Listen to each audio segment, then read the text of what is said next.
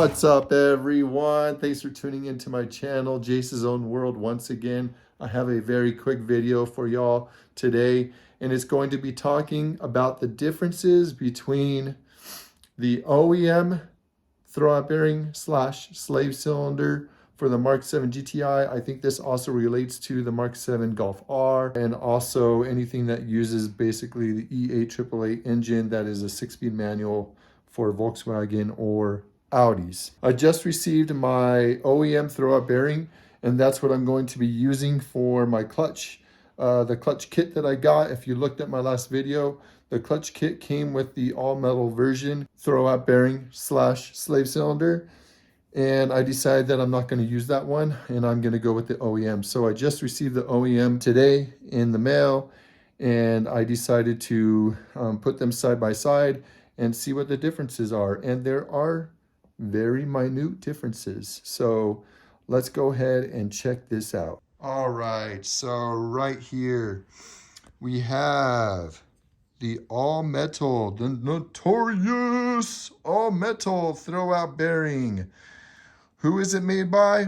I have no idea, but it came with my X clutch kit, which is down there.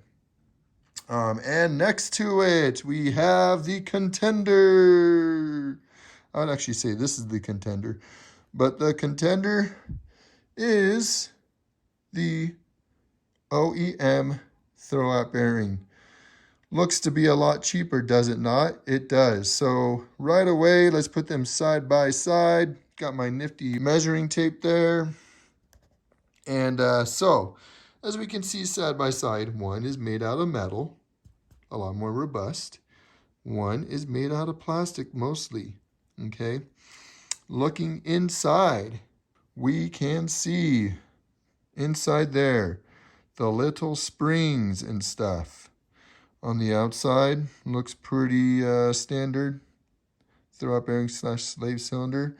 Came with a little protector on the end and a little washer on the end right there. For the OEM one, we got pretty much the same thing. You can see the little springs inside there.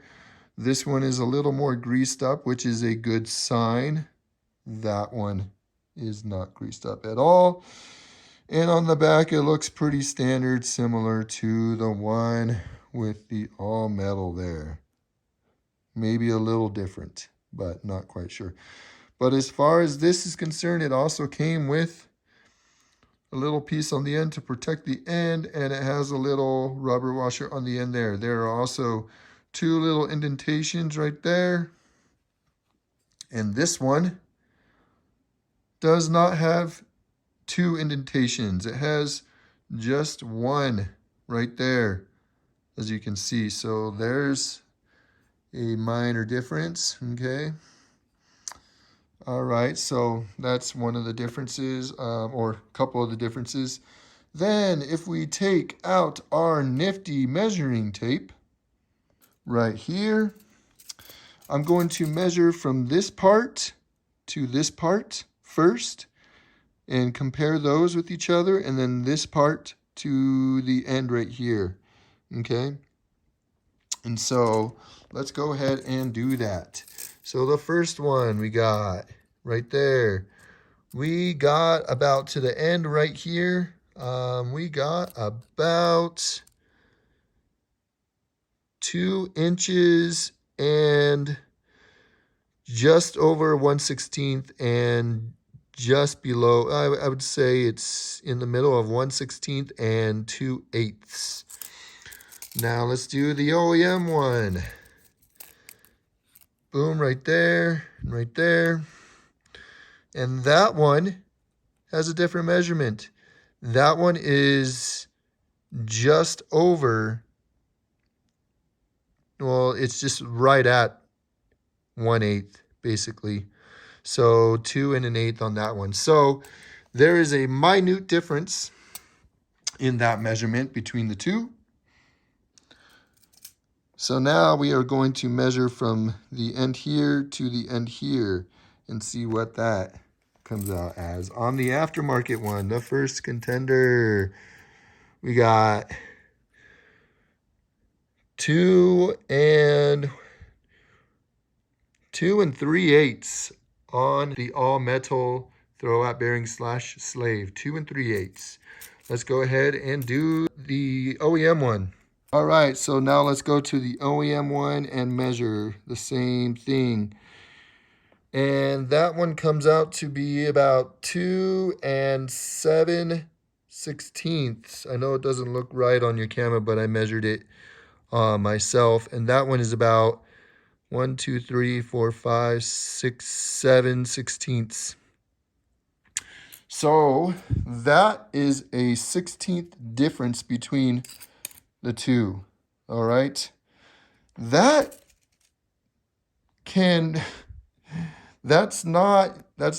should not be normal. So there's a 16th difference between here and here, and this one between here and here. A 16th difference can majorly impact how a clutch operates. And even from here to here, from here to here, and from here to here, there is also about a 16th difference in that. So at least the 16th difference is symmetrical between them two, right? I mean, they're the same on both from here to here and here to here. That 16th difference matches up with this one. But that 16th difference can majorly impact how a throwout bearing slash slave cylinder is operating on a clutch. Now, I did those measurements, and I wanted to do those measurements because I wanted to have you guys take a look at that and know that there are actually differences between the OEM throwout bearing slash slave cylinder for this car and other models that use this same throwout bearing slash slave cylinder. Differences between the OEM one and aftermarket ones. Now, I don't know about any of the aftermarket throwout bearing slash slave cylinders that come with other kits like DKM or South Bend or BFI or ECS tuning or Ringer Racing, any of those. I don't know what's going on with them. I do know that some of the aftermarket clutch kits that you can like piece together, such as Ringer Racing, I'm pretty sure those ones come with the OEM throwout bearing slash slave cylinder. And to be honest, a lot of people running those Ringer Racing kits have like no issues and they absolutely love them.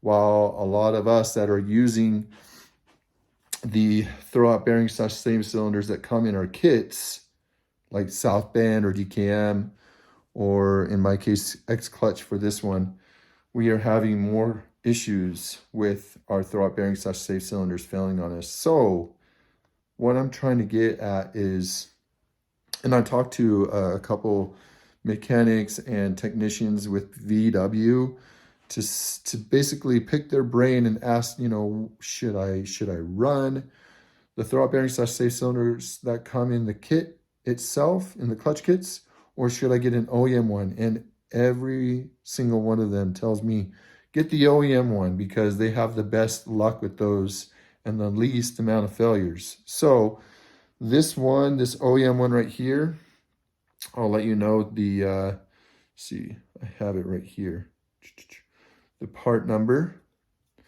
And the part number is OA51416171S. I'm pretty sure that is the latest revision of the throwout bearing slash slave cylinder for our cars. If you want to check it out, it's right there. If you can see that, you probably can't. Not sure if you can or not. That's backwards. But anyways, I gave you the part number. You can't really see it on camera because of the lighting and everything, but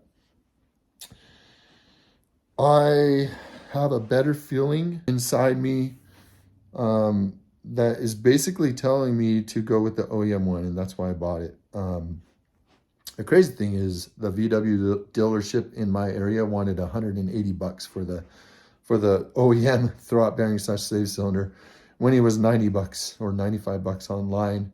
So they're charging double, which is just insane. So I bought mine from FCP Euro, which has a lifetime warranty on it. Well, I mean, hopefully I don't have another clutch issue, but if I do, I can just return this one and get a new one and get refunded when I buy the new one. So that's really nice. But yeah, I wanted to show you those differences because I also hear that the OEM throw-up bearing / slave cylinder can withhold aftermarket clutch level power and pressure plate pressure. So I should be fine with that. And as far as like the plastic body, like I mentioned in my last video, I don't recall anyone having an issue with the plastic body actually cracking or anything like that. So this whole myth about getting the all metal throw-up bearing / slave cylinder, get that one because it's more robust. It's made out of metal, right? We all want metal. We want metal water pumps and all this stuff. Well, if the body of the plastic one isn't breaking, what's the point? These are made out of a very high grade, high impact type of plastic. So we don't have issues with that. It's the mechanisms inside and the seals, and not so much the springs, but the seals that are the failure points on these things. So I'm going with the OEM one, and I'm just going to, say, I hope it works. And until then, I will update you with my new clutch and make a new video, and with the break-in, and then with it after the break-in. I'm getting my clutch installed tomorrow, so we should be good on that. So thanks again for watching. I appreciate it, and I hope this video wasn't too long for you guys to watch. And I hope you liked it, because I don't think there's also any other videos out there that show the differences between the all-metal one and the OEM one, or plastic ones in general. And, everything that I explained in my video just now was not it was not scientific. It was just me opening it up and comparing them. It was as simple as that. Nothing about it is scientific. I just wanted to show you guys so that you know the differences between the two. All right. So once again, thank you for watching. Appreciate your likes and your comments and your subscriptions. If you haven't subscribed to my channel, please do. And and like this video and comment and do all that fun stuff that we do on YouTube. All right, guys, until the next one, peace.